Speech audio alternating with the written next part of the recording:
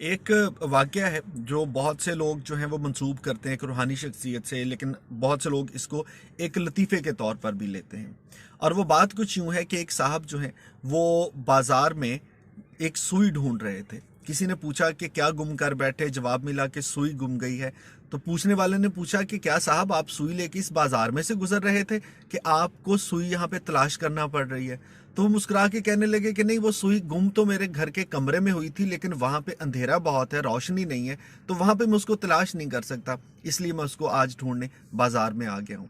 लोग ये बात सुन के मुस्कुरा देते हैं, बहुत हंसते हैं इस बात पे कि साहब क्या अकल पाई है उस बंदे ने कि जिसकी सुई घर के अंधेरे कमरे में गुम हुई, लेकिन उसको वो ढूंढने के लिए आ निकला है बाजार में, चूंकि वहां पे रोशनी है। अच्छा, इस सारी कहानी में जो थोड़ा गौर करें तो मुझे समझ आती है वो ये है कि बुनियादी तौर पे दो चीज़ों का आपस में तकाबुल है, एक रोशनी और एक अंधेरा। और हम सब मानते हैं कि अंधेरा कब होता है, जब रोशनी नहीं होती। और अंधेरे को अगर आप ख़त्म करना चाहते हैं तो उसका दुनिया में एक ही तरीका है, आप रोशनी करेंगे ताकि अंधेरा ख़त्म हो।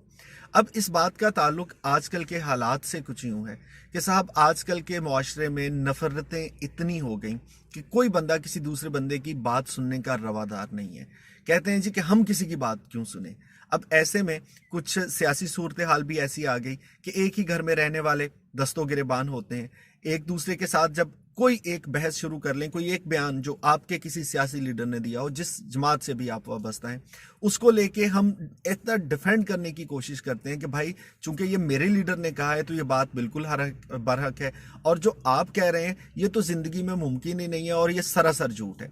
और यहाँ से उस बहस का आगाज़ होता है जिसकी रौ में आपके रिश्ते नाते बह जाते हैं, आपके अपने जज्बाती ताल्लुकात, आपकी दोस्तियाँ वो ख़त्म हो जाती हैं, दिलों में दरारें आ जाती हैं, ये सोच के कि भाई मैंने ये कहा, दूसरे बंदे ने एक अलग नुक्ता नज़र क्यों रखा।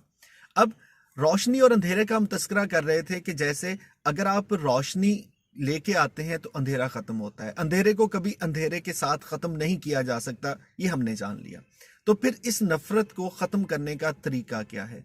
जान जान लीजिए कि अगर आप समझते हैं कि आप आर्गुमेंट करके, आप ऊंची आवाज़ में बात करके दूसरे से अपनी बात मनवा लेंगे, वो अपनी राय बदल देगा और इससे आपके ताल्लुकात भी बेहतर रहेंगे, तो ऐसा ज़िंदगी में कभी नहीं होगा।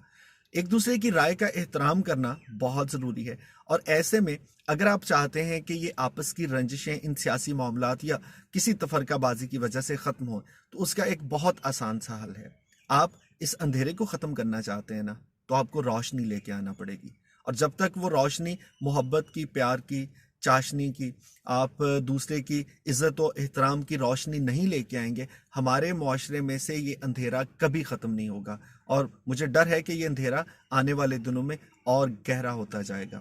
सो आज से आपने अपने पास एक रोशनी रखनी है, और वो रोशनी होगी उस खूबसूरत सी बात की कि जैसे ही आपको लगे कि किसी ने इस तरह की सियासी बहस का आगाज़ किया है, तो आप कोई खूबसूरत सी बात कर दें, बात का रुख बदल दें, दूसरे की बात सुन लें, अपनी उस बात पे राय ना दें, क्योंकि आपने बताना है कि भाई ये जो अंधेरा है इसको मैं ख़त्म करूँगा अपने हिस्से का दिया जला के, अपने हिस्से की रोशनी से, अपने हिस्से की अच्छी बात से।